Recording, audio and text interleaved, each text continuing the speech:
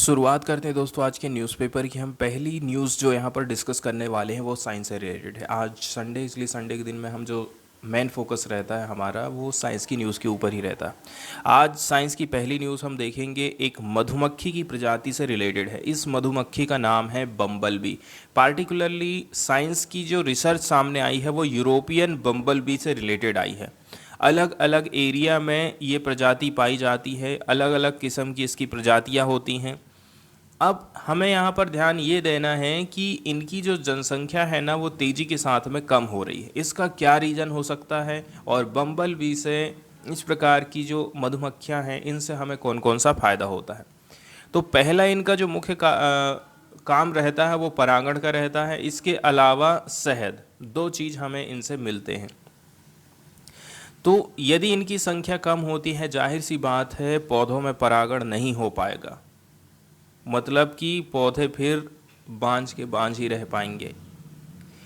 इसीलिए इनमें परागण होना बहुत ज़्यादा ज़रूरी है, क्योंकि पौधों में जो प्रजनन होता है वो परागण के माध्यम से ही होता है। और दूसरे नंबर की बात यह है, यदि आपको नेचुरल रूप से आप देखेंगे, कई जगह पर मधुमक्खी के छत्ते आपको देखने को मिल जाते हैं। तो नेचुरल तौर से हमें शहद की प्राप्ति होती है इनके माध्यम से। अब न्यूज़ में बताया जाता है कि इनकी जो संख्या है ना तेज़ी के साथ में घटते जा रही है। इनकी जो संख्या है तेज़ी के साथ में घट रही है। इसके अलावा पहली जो चीज़ हम यहाँ पर डिस्कस करेंगे वो इसका IUCN स्टेटस देखेंगे। IUCN स्टेटस के माध्यम से हमें ये पता चलता है कि कौन सी प्रजाति किस कैटेगरी में रखी गई है। क्या उसको रेड लिस्ट में डाला गया है, क्या इनकी जनसंख्या तेज़ी के साथ में कम हो रही है, क्या ये पूरी तरह से विलुप्त हो गए हैं, दो चार ठो बचे हैं। इस प्रकार से इनको कैटेगराइज किया जाता है IUCN की तरफ से। तो यहाँ पर 3 बम्बलबी की प्रजातियाँ हैं जिनको क्लासिफाई किया गया है as a critically endangered IUCN के द्वारा। इसमें से 2 जो हैं लीस्ट कंसर्न्स के अंतर्गत आ जाती हैं। इसके अलावा एक जो बचा हुआ है वो लीस्ट कंसर्न के अंतर्गत है। कहाँ पर? नॉर्थ अमेरिका और यूरोप में। लेकिन इसको क्लासिफाई किया गया है डाटा डेफिशिएंट ओवरऑल, यदि देखा जाए, due to lack of information from Asia. अब हम ऐसा इसलिए बोल रहे हैं क्योंकि एशिया से इनके बारे में उतनी ज़्यादा कोई रिसर्च नहीं हो पाई है, हमारे पास में बहुत कम डेटा अवेलेबल है, इसलिए इसके बारे में अभी हम कुछ नहीं बोल सकते हैं।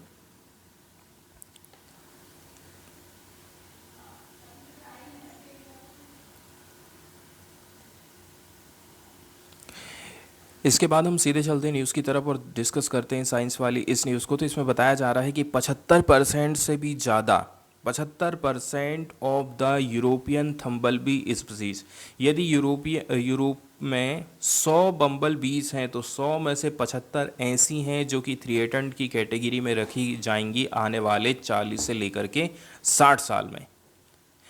According to worst case scenario projection of the bumblebees population, according to a paper publish in nature. तो नेचर पत्रिका में एक पेपर रिलीज़ किया गया है जिसमें बताया जा रहा है कि आने वाले 40 से लेकर के 60 साल में 75% जो बम्बल बीस की प्रजातियां हैं, बम्बल बीस की संख्या है, वो थ्रिएटेड की कैटेगरी में चले जाएगी। इसका एक रीज़न बताया जा रहा है कि इनका जो हैबिटाट है, आवास है, उसमें डिग्रेडेशन हो रहा है। इनका आवास तेज़ी के साथ में घटते जा रहा है, पेड़ पौधे काटे जा रहे हैं, फूलों की कमी जा रही है, जिसके चलते चलते इनकी संख्या भी तेज़ी के साथ में कम हो रही है। एक तो हैबिटाट लॉस हो रहा है, दूसरा हो रहा है क्लाइमेट चेंज। ठीक है, ह्यूमन एक्टिविटी के चलते चलते ये इसके कुछ की ड्राइवर हैं जिसके चलते चलते इनकी जो पॉपुलेशन है उसमें गिरावट आ रही है।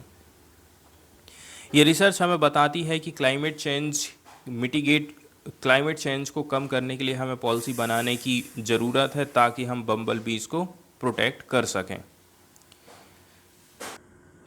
आगे न्यूज़ में बताया जाता है कि आथर लोगों का कहना है कि लगभग 90% हमारे जो जंगली पौधे हैं, इसके अलावा ज़्यादातर जो क्रॉप वाले प्लांट होते हैं ना, उनको पॉलिनेशन के माध्यम से फ़ायदा मिलता है। पॉलिनेशन के माध्यम से उनमें प्रजनन होता है, ठीक है, और वो अपने बच्चों को जन्म देते हैं, जैसे कि इंसानों में होता है।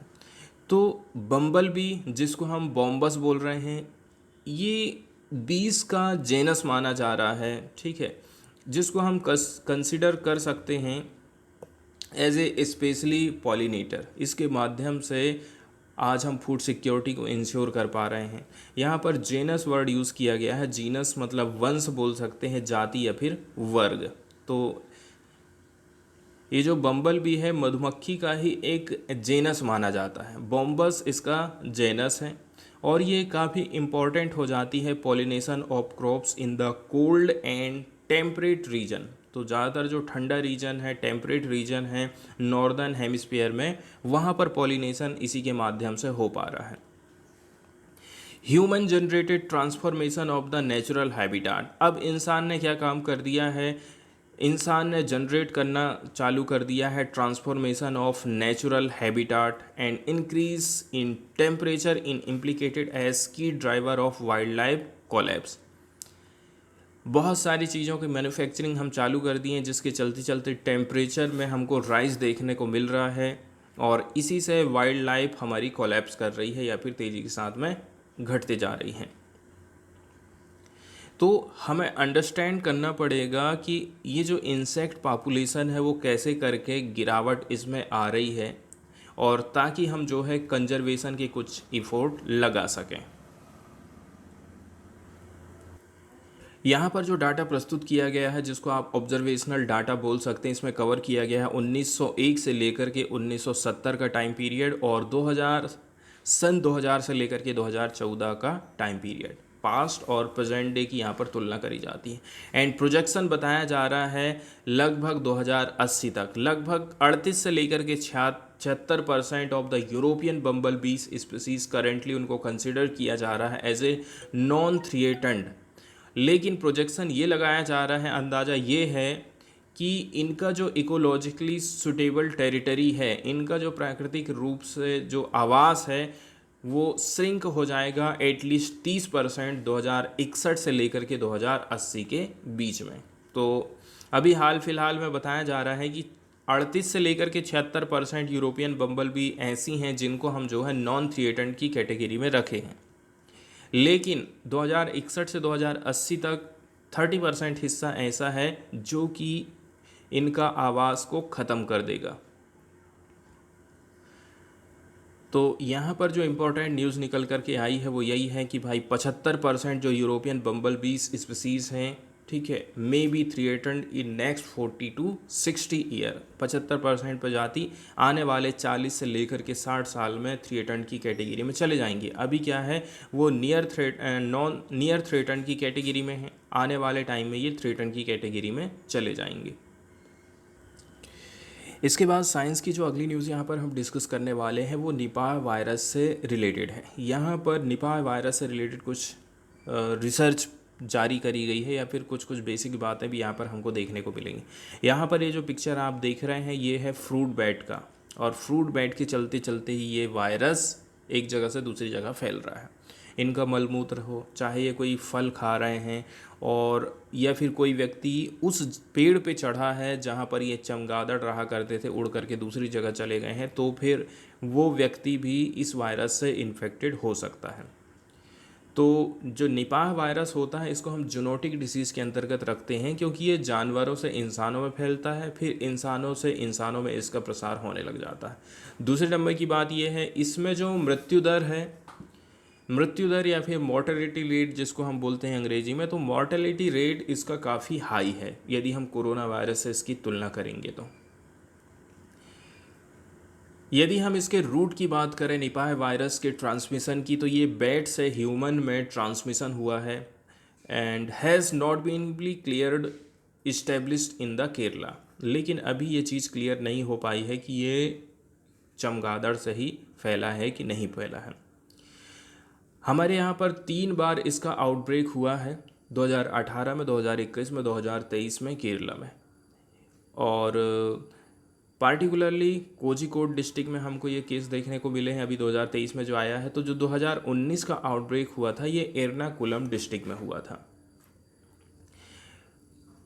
हम देख रहे हैं कि 5 आउटब्रेक हमको देखने को मिले हैं, 5 बार ये वायरस पाया गया है, 4 बार आउटब्रेक हुआ है 5 साल में। इसका रीज़न हो सकता है ये जो virus has become endemic in the bat in Kerala, क्योंकि यहाँ की जो बैट्स पाई गई हैं ना, इनमें ये एंडेमिक के रूप में हुआ है। मतलब अब देखा जाए ज़्यादातर बैट में हमको ये निपाह वायरस मौजूद पाया जाएगा।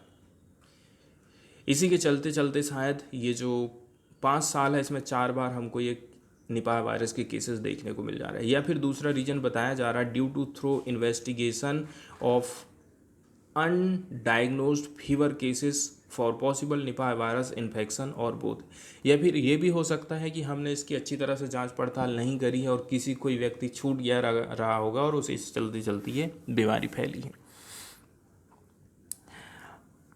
Accept in NIV Pune there is a no Nipah virus testing facility anywhere in India. तो ये यहाँ पर इम्पोर्टेंट फैक्ट आ जाता है कि निपाह वायरस यदि हुआ है तो उसकी टेस्टिंग जो है पुणे में एक लैब में होगी, इसके अलावा कहीं पर इसकी टेस्टिंग नहीं होती। केरला स्क्रीनिंग कर रहा है निपाह वायरस की routinely in A molecular lab in Calicut medical college. Kerala कैसे करके जांच पड़ताल कर रहा है इसकी, ये मॉलिक्यूलर लैब है कालीकट मेडिकल कॉलेज, यहाँ पर इसकी रूटीनली जांच पड़ताल करता है, उसका पता लगाता है। कुछ पेशेंट ऐसे हो सकते हैं जिसमें अनयूजुअल सिम्टम हो सकते हैं, इनको टेस्ट किया जाता है निपाह वायरस के लिए। The key reason why Kerala might be detecting Nipah cases, और यही एक रीज़न है जिसके चलते चलते केरला इस प्रकार के केसेस को डिटेक्ट करने की कोशिश कर रहा है। ऐसे पेशेंट जो कि टेस्टेड पाए गए थे निपाह वायरस पॉजिटिव 2023 में, हैड ओनली रेस्पायरेटरी सिस्टम। जिन जिन में पॉजिटिव पाया गया है तो उसमें श्वास से संबंधित यहाँ पर दिक्कतें पैदा हो रही थी, और ऐसा कहीं लेकिन हमको दुनिया में देखने को नहीं मिला है। Nipah virus detection still became possible due to doctors high index of suspicion. हम निपाह वायरस को डिटेक्ट कर पा रहे हैं तो इसका रीज़न ये है कि हमारे जो डॉक्टर हैं वो एक प्रकार से संदेह करके ही पता लगा रहे हैं। उनको लग रहा है कि नहीं हो सकता है, शायद इसी के चलते चलते इतना ज़्यादा हम इसको डिटेक्ट कर पा रहे हैं। अभी जो लेटेस्ट आउटब्रेक हुआ था, लेटेस्ट जो केस हमको देखने को मिला है, इसमें हम इसको जो है कॉम्बिनेशन पॉसिबल इंडेक्स केस बोल सकते हैं। Clustering of cases, unusual symptom and proximity to 2018 outbreak epicentre lead to testing for Nipah virus. काफ़ी इसमें असाधारण किस्म के हमको लक्षण दिखाई दिए हैं, और 2018 का जो आउटब्रेक हुआ था जिसको हम एपिसेंटर बोल सकते हैं कि भाई ये एक केंद्र वाले एरिया में ही हमको ज़्यादा केसेस देखने को मिले थे, तो ऐसी कुछ संभावना यहाँ पर बताई जा रही हैं। इसके बाद वाली जो साइंस की न्यूज़ यहाँ पर हम डिस्कस करने वाले हैं वो माइक्रो फ्लायर से रिलेटेड है। तो चलिए देखते हैं माइक्रो फ्लायर से रिलेटेड क्या क्या बातें यहाँ पर बताई गई हैं। हमने जो है एक नया डिज़ाइन तैयार किया है जो कि सोलर पावर से चलता है, और इसको हम ओरिगामी बेस्ड माइक्रो फ्लायर बोल रहे हैं। और इनकी डिज़ाइन कैसी है, रोबोटिक डिज़ाइंस है दैट फ्लोट लाइक सीड। और ये कैसे चलते हैं, ये कैसे करके फ्लोट होते हैं, जैसे कि कोई सीड्स हो। ये सपोर्ट करता है more effective collection and transmission of environmental data. यदि हमको जो है वातावरण का डाटा इकट्ठा करना है तो इसके लिए हमने एक फ्लायर बनाया है, रोबोटिक डिज़ाइन तैयार करी है जो कि सोलर से चलता है। ओरिगामी बेस्ड माइक्रो फ्लायर हमने तैयार करे हैं। इसके माध्यम से हम इफ़ेक्टिव डाटा कलेक्शन कर सकते हैं इन्वायरमेंट से रिलेटेड। आउटडोर टेस्ट की जब हम बात करें, ये जो माइक्रो फ्लायर्स होते हैं ना, dynamically changed shape after dropping from drone. Drone से जब हम इनको गिराते हैं, जैसे ड्रोन से आप समझ लीजिए बीज गिरा रहे हैं, बीज की बुआई कर रहे हैं, तो ये अपना क्या है ना शेप बदल लेता है। इसके अलावा ये ग्लाइडिंग चालू कर देता है एंड गैदरिंग करता है detail about air pressure and temperature during their descent. यहाँ पर दो चीज़ आपको देखने को मिलेंगे नए नए वर्ड, जैसे कि डिसेंट की बात करें, डिसेंट का मतलब होता है चढ़ाई करना, अवरोहण जब ये ऊपर चढ़ना चालू करता है। और एक और वर्ड यहाँ पर आपको देखने को मिलेगा वो है ग्लाइडिंग। ठीक है, तो ग्लाइडिंग के अंतर्गत ये क्या काम करते हैं, सरकने का काम करते हैं, या फिर जैसे कि पैराग्लाइडिंग में हम कैसे करते हैं, तो दो वर्ड यहाँ पर न्यू यूज़ किए गए हैं, इनको आप देख सकते हैं, ग्लाइडिंग है और दूसरा है decent. They transmitted this data to near by Bluetooth receiver for record keeping. इसके बाद इन्होंने जो भी रिकॉर्ड हासिल किया है, जैसे कि एयर का प्रेशर कैसा है, टेम्परेचर कैसा है जब ये ऊपर चढ़ रहे थे, तो इस रिकॉर्ड को ये ब्लूटूथ के माध्यम से रिसीवर को पहुंचाते हैं। तो ये तो रहा था माइक्रो फ्लायर से रिलेटेड।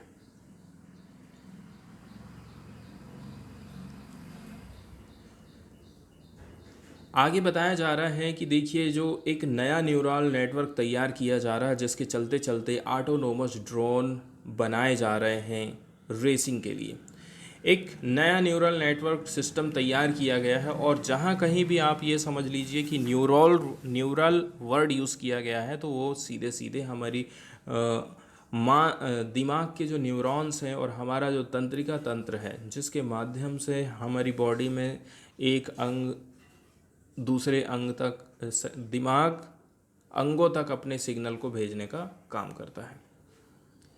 तो एक नया न्यूरल सिस्टम तैयार किया गया है, जिसके माध्यम से ये जो ऑटोनोमस ड्रोन होते हैं वो रेस कर पाएंगे at velocity up to 108 kilometre per hour. यदि हमें ड्रोन को 108 किलोमीटर प्रति घंटा के हिसाब से यदि उड़ाना है, तो इसके लिए हमें एक न्यूरल नेटवर्क सिस्टम बनाने की ज़रूरत है। Beating counterpart piloted by the competitive human drone racers on the same aerial race track. जहाँ पर कोई इंसान उड़ा रहा है और एक वो खुद से उड़ रहे हैं, तो दोनों में जो रेस रहेगी, आप देखेंगे कि कैसे करके न्यूरल नेटवर्क सिस्टम के माध्यम से ये बेहतर कर पाएगा। ये जो अभी स्टडी सामने आई है, ये जोर देती है कि हम जो है लर्निंग को एज ए ट्रेनिंग मेथड के तौर पर इस्तेमाल करें, ऑप्टिकल कंट्रोल मेथड। अदर जो कंट्रोल मेथड हैं उनकी जगह पे हम जो है लर्निंग सिस्टम इसमें इंक्लूड करें। Autonomous drone require control system that enable adaptable movement and split second decision making during the flying। Autonomous drone यदि हम बनाते हैं तो इसमें हमें एक कंट्रोल सिस्टम की ज़रूरत पड़ेगी, जिसके चलते चलते हम जो है मूवमेंट को कंट्रोल कर सकें। उसका जो मूवमेंट है ना, आसपास के एरिया को देखते हुए होगा। इसके साथ साथ में डिसीज़न मेकिंग होना चाहिए फ्लाइट जब वो करता है। तो अगली जो न्यूज़ यहाँ पर साइंस से रिलेटेड आई है, वो सॉन्ग बर्ड से रिलेटेड है। In song birds complex vocal learning predict brain size. यहाँ पर जो कॉम्प्लेक्स वोकल लर्निंग है वो ब्रेन साइज को बताती है। ये कैसे करके सीख ले रहे हैं आवाज़ के माध्यम से, वो बताता है कि इनका दिमाग कितना होगा, कितना उसका साइज होगा। वोकल लर्निंग कॉम्प्लेक्सिटी की बात करें या फिर एबिलिटी टू इमिटेट साउंड, यहाँ पर वर्ड यूज़ किया गया है इमिटेट। इमिटेट का हम मीनिंग देख लेते हैं। तो इमिटेट का मतलब होता है नकल करना, अनुकरण करना।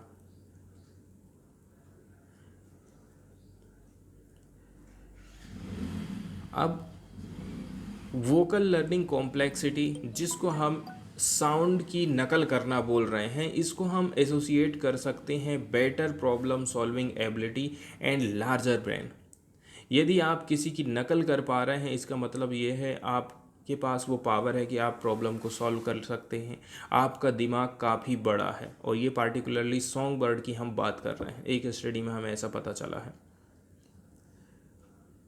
तो ये जो साउंड की नकल करते हैं, इसको हम लिंक कर सकते हैं कॉग्निटिव फेनोटाइप के साथ में। इसको जो है पहले कभी नहीं सोचा गया था। कॉम्प्लेक्स वोकल लर्निंग एक क्रूशियल कंपोनेंट माना जाता है ह्यूमन स्पोकन लैंग्वेज में, and has been assumed to be associated with advance cognitive ability. यदि कोई इंसान ऐसा कर पा रहा है, इसका मतलब ये है उसकी जो बुद्धि है, उसकी जो संज्ञानात्मक बुद्धि है, काफ़ी एडवांस है। आउटसाइड ह्यूमन की बात करें, ये ऐसा ऑब्जर्व किया गया है कि जो smaller number of taxa including इसमें सॉन्ग बर्ड, ये चीज़ हमें कहाँ कहाँ पर देखने को मिलती है। यहाँ पर थोड़ा बहुत जो है टैक्सा में देखने को मिल जाएगी, और इसमें इंक्लूड हो जाते हैं क्या, सॉन्ग बर्ड।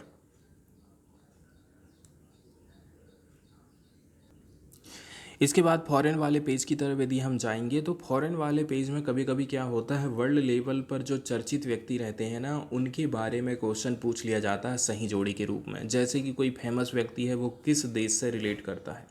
यहाँ पर यूनाइटेड किंगडम के जो कमेडियन है रसेल ब्रांड, इनके ऊपर आरोप लगाया गया है सेक्सुअल असाल्ट का, ठीक है, यौन उत्पीड़न का इनके ऊपर आरोप लगाया गया है।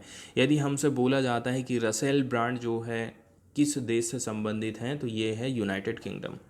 British comedian and actor Russell Brand के ऊपर केस दायर किया गया है रेप एंड सेक्सुअल असाल्ट का and emotional abuse during a 7 year period. 7 साल का जो पीरियड रहा है इनका, according to the result of a media investigation published on Saturday. 4 महिलाओं ने इनके ऊपर जो है सेक्सुअल असाल्ट का आरोप लगाया है 2006 से लेकर के 2013 के बीच में, वैन ब्रांड वास at the height of his fame, उसी समय जब ये जो है बहुत ज़्यादा फेमस हुआ करते थे।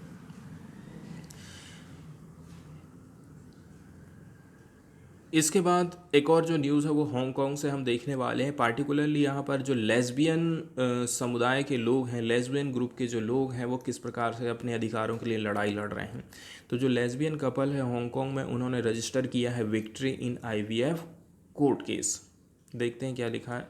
हांगकांग की court sided with the lesbian couple who are that both women should have parental status over their child born via reciprocal IVF. Reciprocal IVF के माध्यम से इन्होंने जो बच्चा प्राप्त किया है, तो बताया जा रहा है कि इस बच्चे के लिए दोनों का पेरेंटल स्टेटस इनको मिलना चाहिए। तो कुल मिलाकर के ये एलजीबीटीक्यू कम्युनिटी के लिए एक प्रकार से जीत मानी जा रही है। तो मेडिकल प्रोसीजर अलाउ करता है 2 महिलाओं को कि वो शेयर कर सकते हैं in the process of child bearing and is credited with helping couple start families. तो आज मेडिकल के माध्यम से ये चीज़ संभव हो पाया है कि वो अपनी फैमिली को स्टार्ट कर सकते हैं। तो इन्होंने जो है जिस टेक्नोलॉजी से बच्चे को पैदा किया था वो है रेसिप्रोकल आईवीएफ।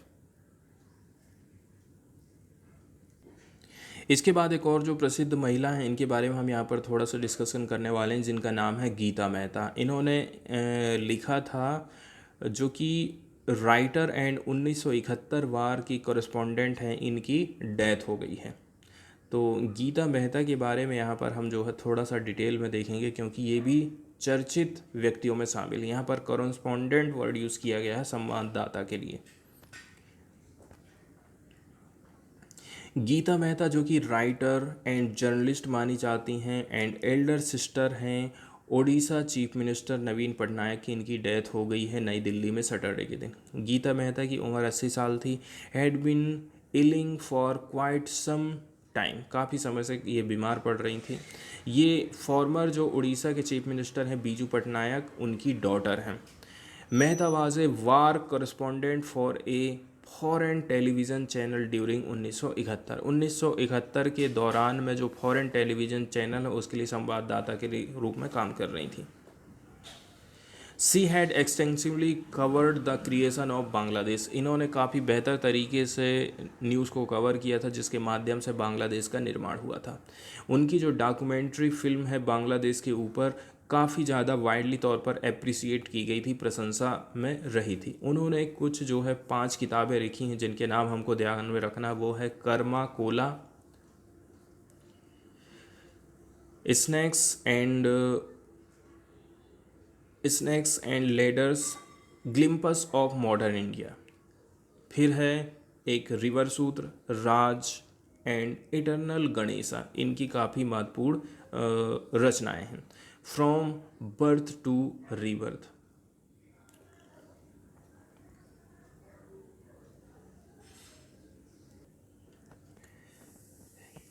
तो इनका जो जन्म हुआ था 1943 में हुआ था टू बीजू एंड ज्ञान पटनायक इन नई दिल्ली।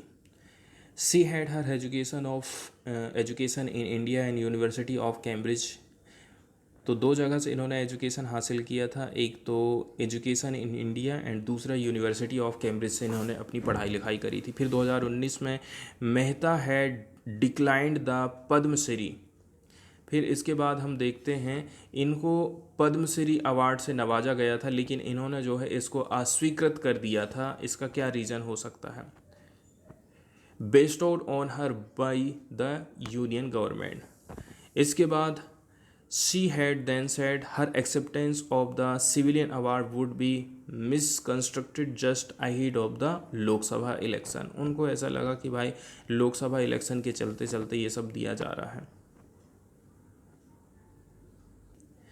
इसके बाद अगली जो न्यूज़ यहाँ पर हम डिस्कस करने वाले हैं वो चाय की खेती से रिलेटेड है। उत्पादन की यदि हम बात करें तो भारत दुनिया का दूसरा सबसे बड़ा चाय उत्पादक देश है। भारत का जो नॉर्थ वाला हिस्सा है 2021-22 की बात करें तो देश के वार्षिक चाय उत्पादन का यहाँ पर 83% से ज़्यादा हिस्सा हुआ था, जिसमें अधिकांश उत्पादन जो है असम में ही होता है। उसके बाद पश्चिम बंगाल का नंबर लगता है। असम की घाटी, कछार, दो असम के चाय उत्पादक एरिया हैं। पश्चिम बंगाल में यदि हम बात करें डुआर्स, तराई, दार्जिलिंग 3 प्रमुख चाय उत्पादक क्षेत्र रहे हैं। भारत का जो साउथ वाला हिस्सा है देश के कुल उत्पादन का मतलब लगभग 17% उत्पादन करता है, जिसमें प्रमुख हैं तमिलनाडु, केरल और कर्नाटक। 2020-21 के लिए भारत का कुल चाय उत्पादन 1243 मिलियन किलोग्राम रहा था। खपत की यदि हम बात करें तो भारत दुनिया के शीर्ष चाय खपत करने वाले देशों में से एक माना जाता है, जहां पर जितना भी हम पैदा कर रहे हैं उसका 80% जो है हमारे यहाँ के इंडियन लोग ही खपत कर जाते हैं। भारत का दक्षिणी भाग देश के कुल उत्पादन का लगभग 17% उत्पादन कर रहा है, जिसमें प्रमुख उत्पादक राज्य हैं तमिलनाडु, केरल और कर्नाटक। निर्यात की यदि हम बात करें तो भारत की जो कंडीशन रही है शीर्ष 5-4 निर्यातकों में से एक माना जाता है, जो कुल निर्यात का 10% हिस्सा निर्यात कर रहा है। ठीक है, जैसे कि 100 किलो पूरी दुनिया भर में मेन देश निर्यात कर रहे हैं तो उसमें से 10 किलो हम निर्यात कर रहे हैं। 2021 की यदि हम बात करें तो भारत से चाय निर्यात का कुल मूल्य था 9 मिलियन अमेरिकी डॉलर। हमने इतने रुपये की चाय निर्यात करी थी। आज के टाइम में हम 25 से भी ज़्यादा देशों को चाय भेजते हैं। रूस, ईरान, संयुक्त अरब अमीरात, संयुक्त राज्य अमेरिका, ब्रिटेन, जर्मनी और चीन जैसे देश भारत से चाय खरीदते हैं। 201 मिलियन किलो हम जो है 2021-22 के दौरान में चाय निर्यात करे हैं। भारत से निर्यात की जाने वाली अधिकांश चाय काली चाय होती है, जो कुल निर्यात का लगभग 96% होता है। और चाय के जो प्रकार हैं जिनको हम निर्यात करते हैं, जैसे कि काली चाय, नियमित चाय, हरी चाय, हर्बल चाय, मसाला चाय और नींबू चाय है। इसमें से काली चाय, नियमित चाय और हरी चाय भारत से निर्यात की जाने वाली चाय का कुल 80% हिस्सा है। मतलब काली चाय 16% है, नियमित चाय और 5% है ग्रीन टी। भारत में असम, दार्जिलिंग और नीलगिरी की जो चाय है वो दुनिया में सबसे बेहतर मानी जाती है।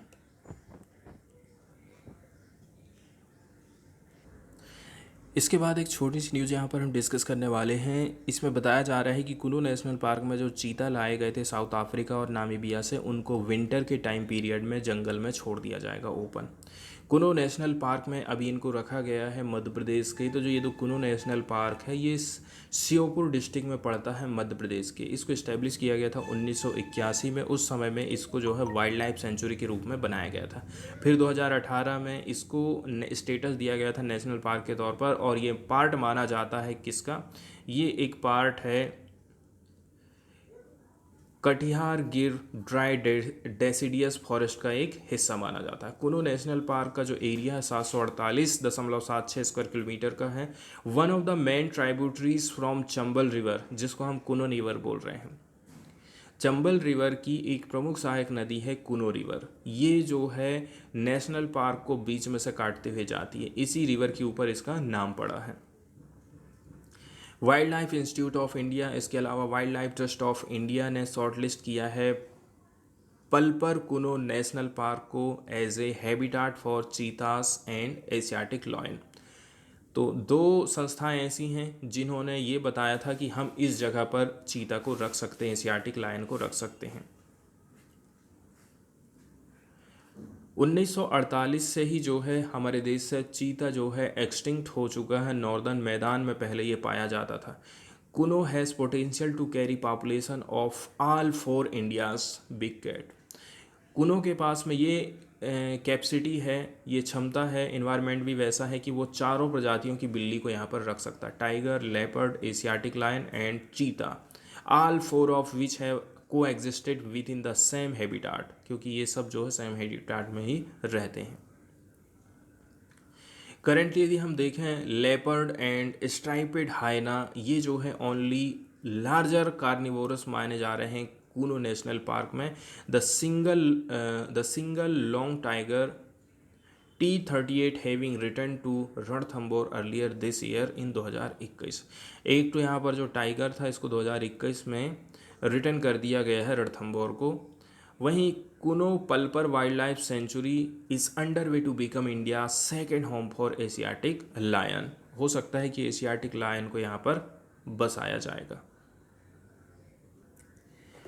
इसके बाद अगली जो न्यूज़ यहाँ पर हम डिस्कस करने वाले हैं वो आर्टिफिशियल इंटेलिजेंस वाले कैमरा से रिलेटेड है। तो AI cameras gun for poachers, artificial कुछ कैमरा इम्प्लीमेंटेड किए गए हैं नेशनल पार्क में, जैसे कि कान्हा नेशनल पार्क यहाँ पर का उल्लेख किया गया है। यहाँ पर यदि इस प्रकार के कैमरा डिप्लॉय किए जाते हैं तो जो पोचर्स होते हैं, शिकारी होते हैं, उनको हम रोक सकते हैं शिकार करने से।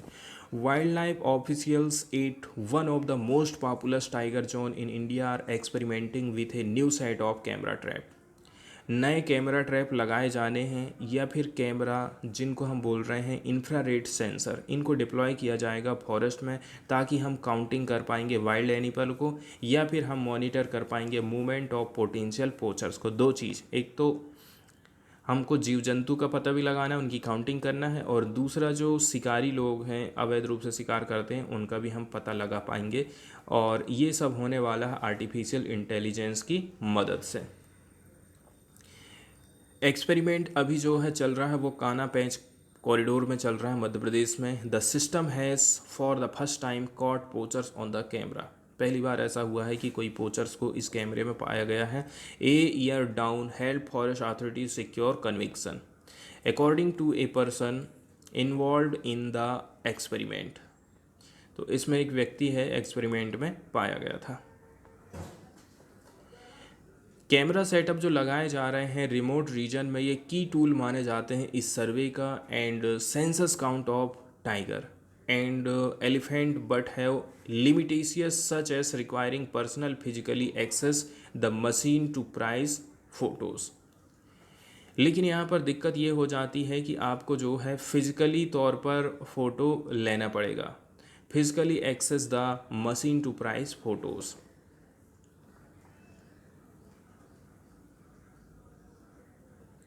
अभी नया किस्म का जो कैमरा यहाँ पर लगने वाला है उसका नाम रखा गया है trail guard AI camera alert system. Being tested comprise slim device that can be inconspicuously set up within foliage of tree. तो ट्री का जो तना रहता है वहाँ पर या फिर कहीं पर भी जो है ट्री वाले हिस्से में इनको लगाया जाता है।